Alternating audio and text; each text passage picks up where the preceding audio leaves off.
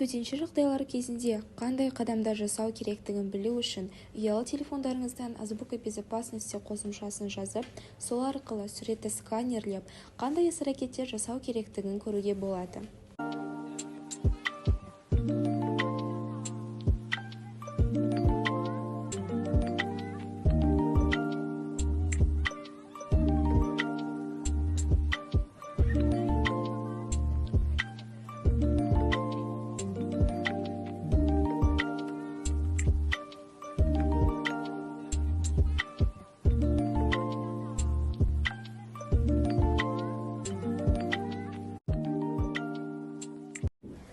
Бұл қосымша сіздерге төтенше жағдайлар туралы ақпараттарды жеткізіп отырады. Бұл қосымшаны пайдалану үшін Play Market қосымшасынан жүктей аласыз.